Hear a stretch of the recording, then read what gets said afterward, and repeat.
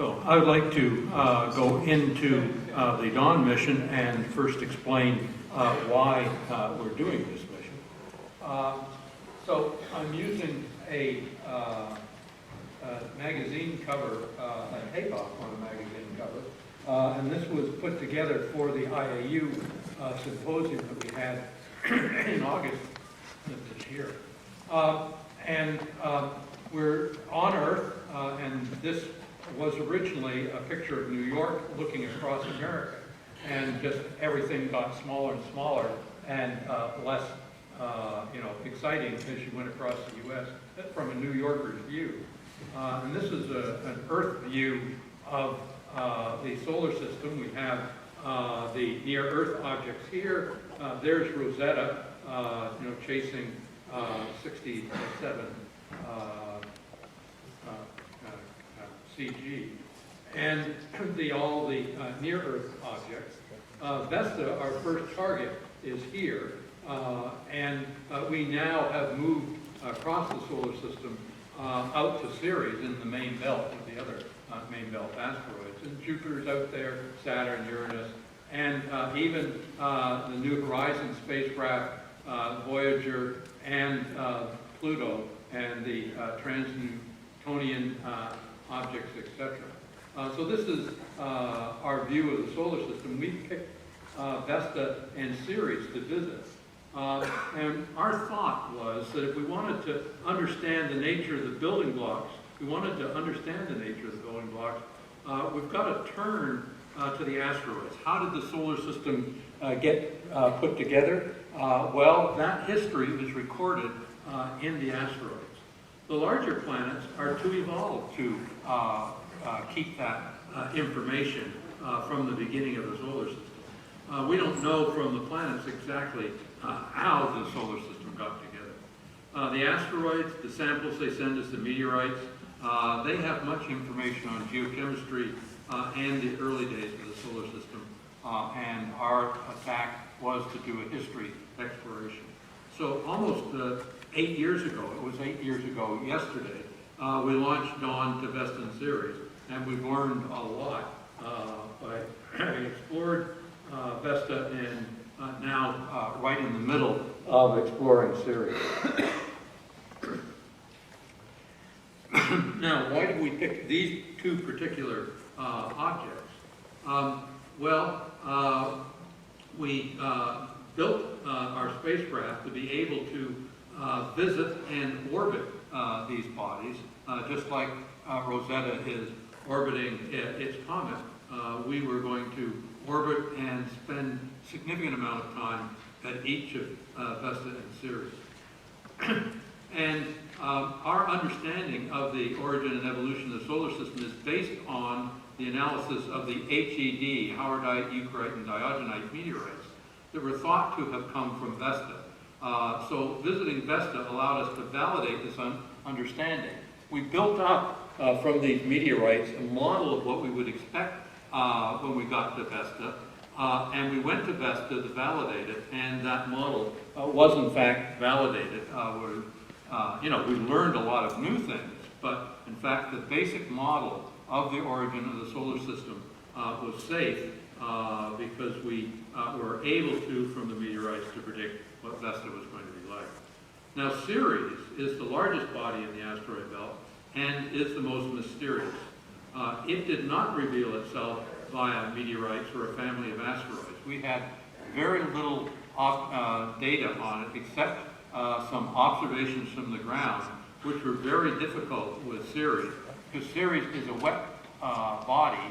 The water on Ceres, how it is contained in that body, it was very important, but we couldn't really explore it because we had to look through the Earth's wet atmosphere. And even when we used Hubble, we could not learn very much, so we were still confused from the Hubble data. As I said, Ceres has a lot of water. We deduced that from its density, which is the only cosmologically abundant light element to go molecule to go with the rock and bring down the density to what we see, which is about a density of 2, is water. And since we believe it has a lot of water, it's of biological interest. And Ceres is in the sun's habitable zone. And it could support life, and it's in a fairly benign environment compared to the moons of Jupiter or the moons of Saturn. Okay, let's explore rocket science for a bit. First of all, if you're going to go to planets and orbit them, you're going to need a lot of propellant. This tells us how useful propellant is. That this is the essentially this is the specific impulse of the fuel, but it's basically how fast the material comes out of the nozzle, and this tells us how powerful the thrust of a typical engine is. Now, if you want to get off the surface of the Earth, you need a lot of thrust quickly, and so you go to chemical, and the biggest rockets we have are chemical. But if you want to use your fuel on board very efficiently, you want to accelerate it to a very high velocity, and an ion engine, and the ion engines that we use, have a thrust very small, a weak thrust, but they are using that thrust very efficiently, and the material is coming out about 35 kilometers per second, as opposed to about maybe 3,000 or 4,000 meters per second down here in the chemical rocket. So we've got an order of magnitude more efficiency in our fuel. This is the thrust engine. This is an ion propulsion engine. We have xenon as our fuel. We ionize it in here. There's an electric field in here. It accelerates the positive xenon ions out and then injects electrons into the beam, so the beam is neutral. And this ion engine allows Dawn not only to move away from the Earth and get to Vesta and then get to Ceres, it allows it to orbit them and deorbit them and to optimize its exploration strategy. So we can move the spacecraft into a better position to do the observations if we have to. Okay, the peer group of Vesta and Ceres are the icy satellites and Pluto. And here we have Enceladus, which is about 504 kilometers across, Ceres about 938, Dione, another moon of Saturn, as is Enceladus, and then Pluto, the New Horizons, just visited. And so it's in this class. This is what we use to compare against. Pluto was formed in a very cold environment. These were warmed by their parent body, Saturn, so they were still formed in a cold environment. And Ceres was formed, we believe, closer to the sun. There's been some thought about it migrating a long way, but we, from our observations, don't believe that the migration was very much. Okay, based on its density and a little knowledge of what the geochemistry might have been, this is what we think the interior of Ceres is. It's got metal-rich, perhaps, dry core inside, and then hydrated silicates, and then some question about what the outside is. Is there just ice out here? Is there some water in here? And the surface, well, we have been able to look at the surface with radar, and the radar reflectivities are as if there was clay on the surface. This is quite the different surface than, say, Vesta, which is a regolith made from silicate rock. So it's quite different. Perhaps, in some sense, it's more like Mars. Mars has been useful to us because Mars gave us the mass of Ceres, because we know where Mars is to about 5 meters at the present time. With all those assets sitting on the surface, we know where Mars is very well. And when Ceres moves by Mars, AU away, it moves Mars more than 5 meters. And so we got the density, and we knew from Hubble the size. And so we've improved that now that we're in orbit around Ceres. And Ceres, according to mass, must be something of the order of 20% water molecules. Okay, so why is water important? We need to try and understand where the water came from on Earth. Earth has lots of water on it and is currently in the sun's habitable zone, but don't count on it staying in it.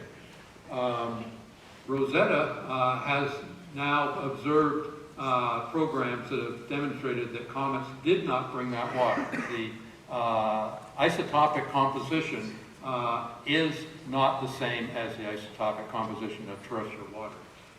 And I've always thought that it'd be difficult to have that many comets out there to bring in all that water. But if you were bringing it in from the asteroid belt, and the asteroid belt had a lot of water, then it could provide the water. So I think that Ceres type bodies in the early solar system were responsible for bringing Earth the water when they came in and added their mass to the Earth's mass in the early days. Now, the Herschel Space Observatory has reported that there was some water vapor in the atmosphere. I have colleagues who are suspicious of that, but I still think that it is possible. We just have not found that water vapor yet ourselves. Okay, here's how we do our exploration. We go into polar orbits and they're circular, and then we just look down at the surface nadir point and just observe the surface. And we started off with a circular orbit that was way up here. I don't show that so that you can get a better view of the inner orbits. The first really useful orbit is the survey orbit. It was 75 hours and about 4,900 kilometers from the surface. Our high altitude mapping orbit, we're in that now, 19 hours per orbit. And we're about 2/3 of the way through the Hamel exploration. Now, survey was optimized for doing the VIR infrared and optical wavelength measurements to get the composition of the surface. The high altitude mapping orbit was optimized for stereo photogrammetry. So we're trying to get the surface elevations very accurately. And of course explore the entire surface.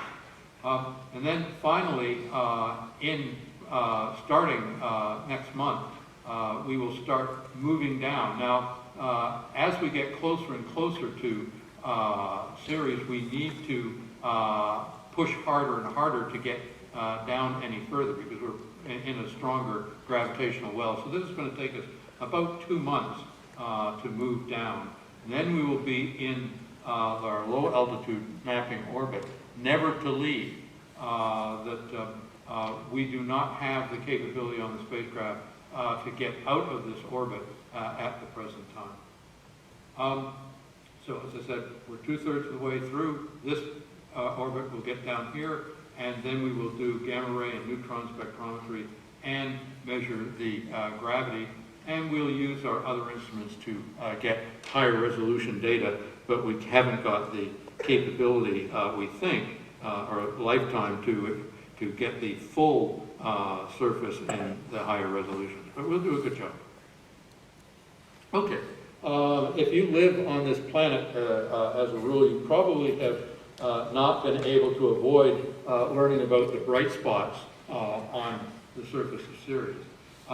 The crater that they're in is called Akator, the IAU official name for it, and it seems to have peppering of these white deposits on the surface, bright material sitting there on the surface. Now, when we started off an orbit, the reflectivity of these bright spots were so high that it was saturating the camera, and so we didn't know exactly how bright they were or what the albedo was.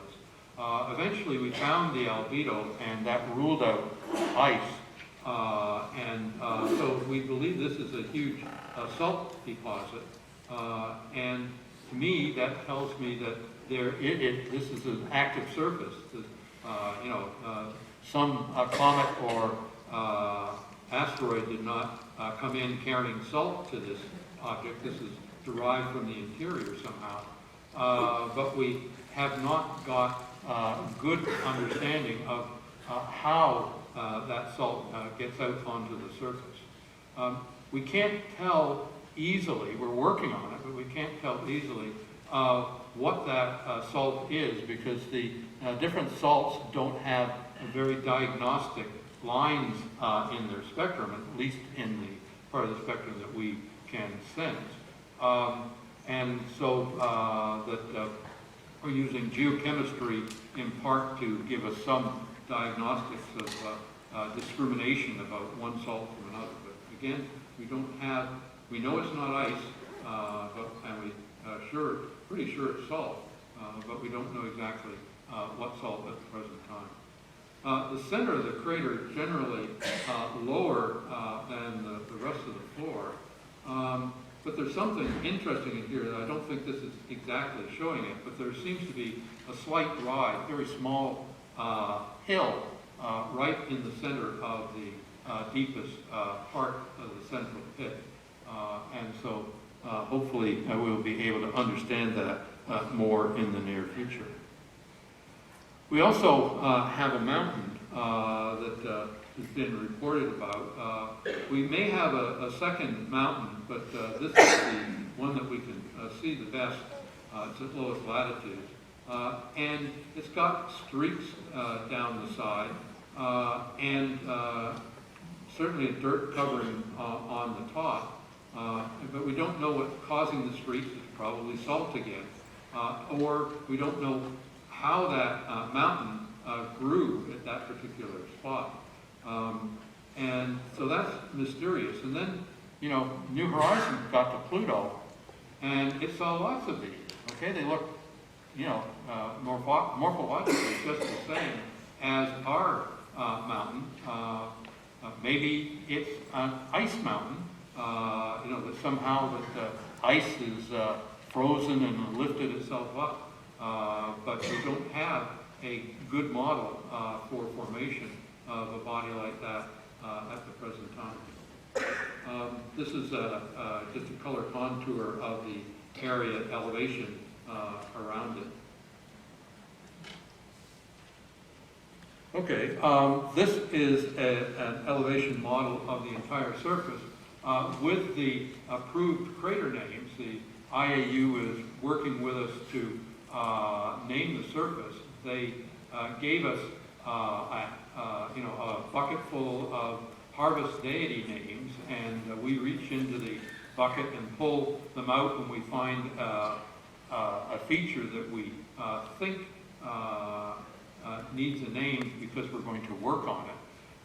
And they come back and then they approve some names, and then they go and they look at a few more and they approve those and stuff. So we've got, I don't know, something in the order of maybe 20 names into them now that have yet to be approved. They started in the north and they're sort of moving their way down. So we still have a lot of names in the equatorial and south that we need to get. So Aquateur is over here, and the mountain is this feature right here. But there's lots of other interesting features on the surface that just, this is just an impression that, in some sense I look at this and I see continents and, ocean bottom here like on Earth, but In fact, I don't believe there was ever a situation in which there was water on this body that was floating around. But the elevation profile does look, similar to a continent and ocean bottom model.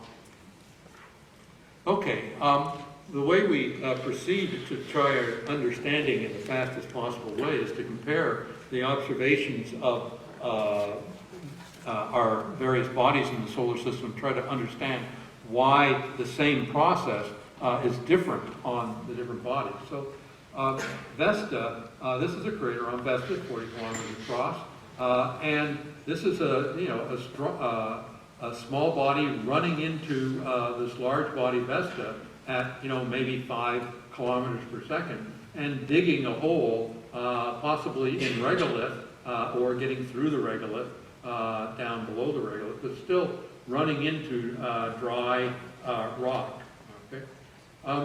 If you go to Ceres and you take a similar size body or a smaller one, and you'll see something like this. Now this is nice and round and smooth, bowl shape.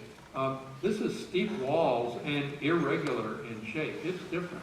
And look at this floor. It's smooth over here. Why does this crater have a smooth floor? This one, smaller one, doesn't. It's got a central peak and a bumpy bottom. Let's go to a hard ice surface like on Rhea, 49 kilometers now across. Again, this is irregular. This is pretty round and smooth, and the walls are steep, but it doesn't have any melt or whatever this fine, smooth surface is here. It's irregular. So Ceres is different than a rocky body or an icy body. It's somewhere in between, and we're trying to understand that. So one of the things that could be different is that it could have a lot of ground ice in the surface material. So it's rocky, dusty. Our radar measurements tell us that it's clay-like on the surface. But there's evidence for flows on the surface. And here's a lobe coming out from this particular crater and flowing into the other. This one, in this particular case, it looks like material flowed out through here and then into this other crater. So we have evidence for flow on this body. And now, are these slow-moving rock ice glaciers? On the Earth, we do have glaciers that are covered with rock, and that the motion of the ice underneath then powers this glacier and the flow of the rock. But are there swift-moving slurries? When we saw the bottom of that crater with smooth material, did something come out in a hurry there?